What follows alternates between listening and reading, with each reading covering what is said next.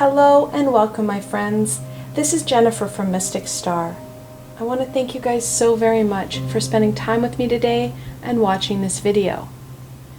And of course, this video, we're looking at an unboxing.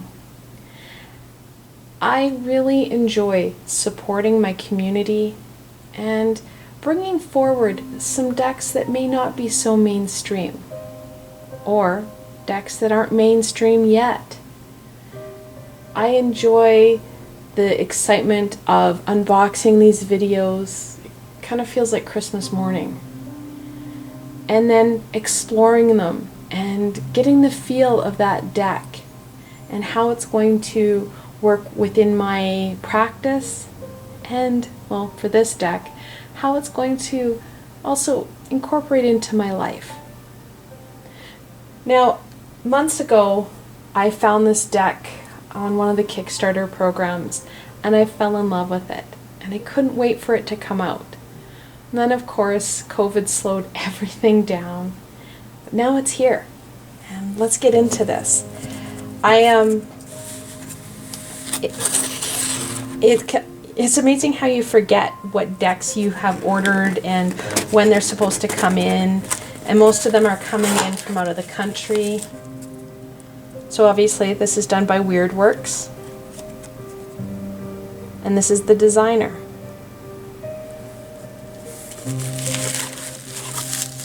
There's so many goodies in here. Then the shipping bill. No one needs that. Okay, let's get into this. This is called the Adventurer's Tarot, and it is based on Dungeons and Dragons, which is a game that I love to play with my kids.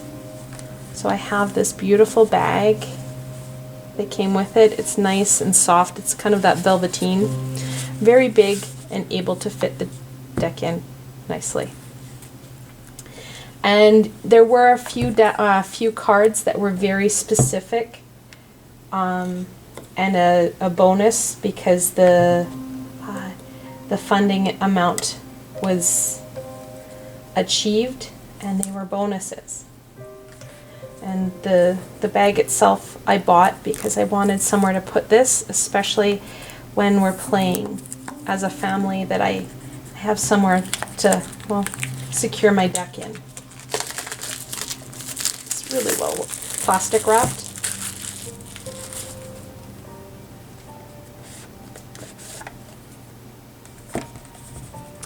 So it has the different type of dice. If you've played Dungeons and Dragons or know anything about it, you know that it has those multi-faceted dice.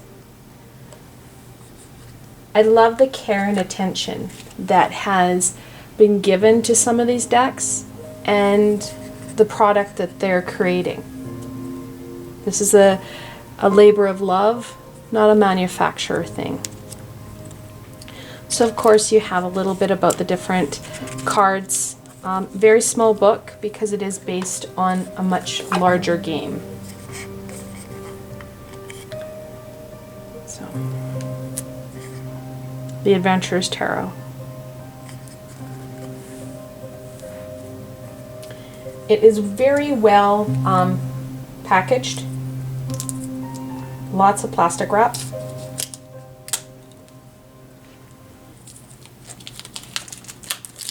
Alright, as you can tell, there are more than 72 cards here.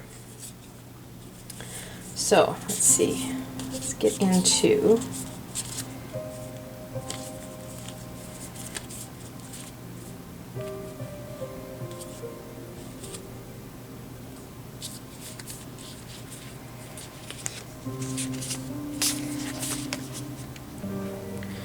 as you can tell, there are more than 72 cards here.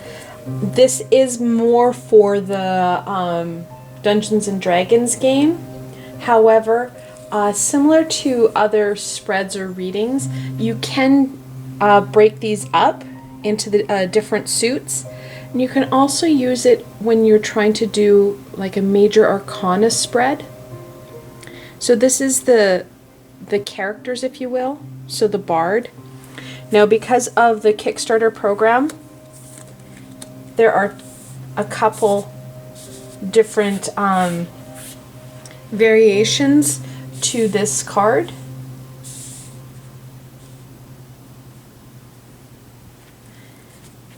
And then the Ranger.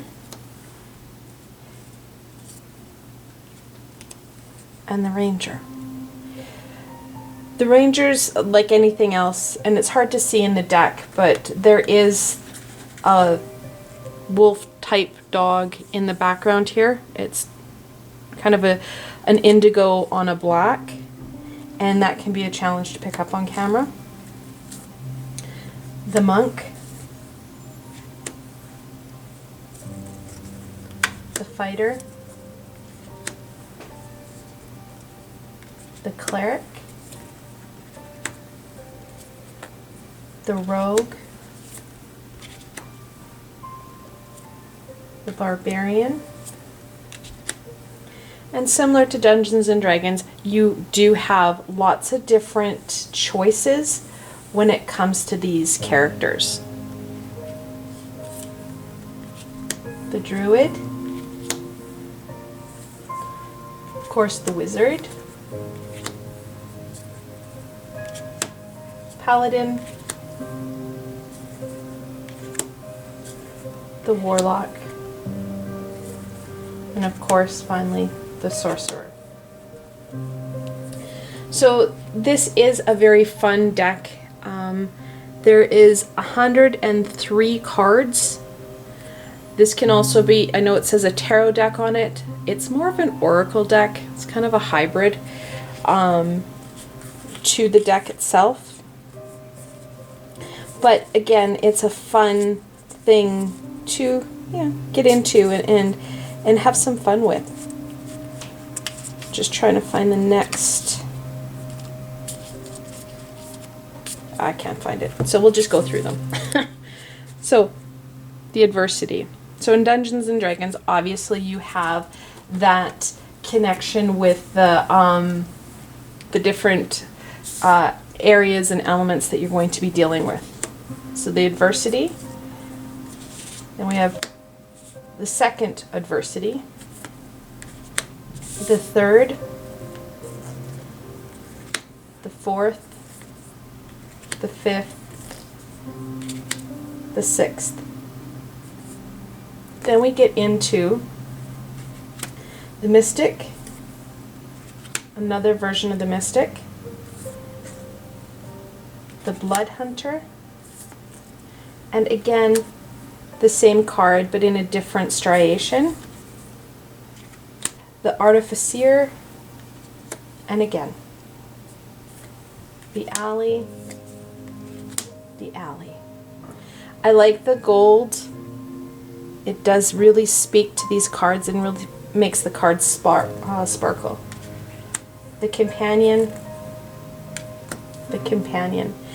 And some of these cards, I know the Companion, and of course we've got the Familiar. These ones were, again, ones that were brought out because certain money tiers were met, and there were bonuses for the supporters. The Wild Oracle.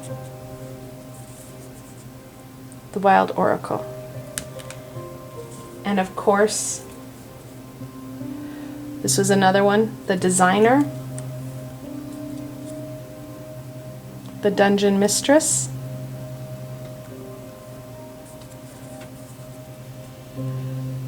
the Developer,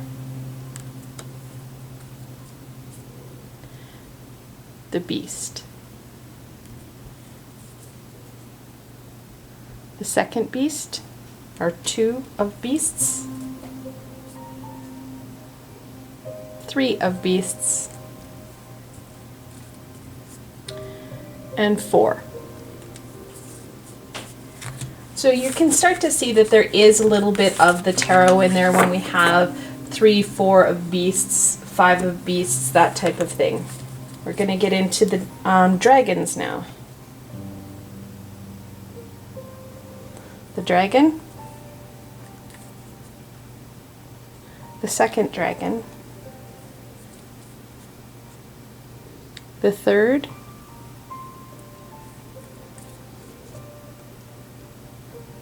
and the fourth. The undead, the second undead, the third, that one's harder to see, but it's the fourth, the ooze, the second, the third, and of course the fourth. The abbreviation, the second, the third, the fourth. These are beautifully done. It's a great weight. They're a fun card. So obviously the plant, the second, the third, and the fourth. Elemental, the second, obviously the third, and the fourth. It's nice that they keep the same base picture, and especially on the elementals, the triangles do shift to represent those different elements. So there is care. It's not just a replication. This deck was really well thought out, and you can see the heart and soul put into them. The construct, the second, the third, and the fourth. The Fae, such a beautiful card. The Fae 2, 3, and of course 4. Celestial, the second, the third, and the fourth. Humanoid, second, third, fourth. The Fiend, second, third, and fourth. The Giant. So you can kind of see how they are repeating them. They are connected into the different elements and have different traits and such. And if you're a Dungeons and Dragons fan, you would know that. But from a tarot perspective, I don't think I would try and shuffle 103 cards. It would be very challenging. I don't have the biggest hands, so it would be very hard for me to try and shuffle all these cards. I would definitely pick probably one interpretation of the main characters, and then also maybe one of each of these different elements, and use that more as an oracle reading than a tarot reading. Monstrosity. And that's the beauty of tarot and oracle, is that you can use these cards to fit you and your reading. When you set those intentions and you read from the heart, the higher vibrational beings are going to support you in that reading, and whatever that might look like. We need to use what connects with us and what we enjoy and bringing it into different aspects of our lives. That's what really caught me on this, is that yes, I do play Dungeons and Dragons. Yes, I am that type of geek, and I love it. But I can bring it in and incorporate it into different aspects of my life. I encourage people to share their passions, those pieces and aspects that bring them joy in creative ways. And that's exactly what this deck does. It brings in another passion into, well, what it is I do every day. Now, I will have, of course, a link below to this deck. So should you want to support them, and they may have that deck being sold in different avenues now, please, if it connects in with you, go check them out. And like me, you can keep an eye out on those Kickstarter programs, the Indiegogo programs, so that you can start to reach out and connect into decks that aren't so mainstream, that aren't mass produced, that are from the heart. And you can connect in and support individuals, illustrators, and creators to, well, create more. So we have these beautiful pieces of artwork flooding that mainstream. I want to thank you guys so very much for spending some time with me today and watching this video. I hope that you were able to look at tarot and oracle in a new light, and that maybe you too are inspired to support a community that is flourishing and amazing. Thank you so much for spending time with me today, and I will see you tomorrow, my friends.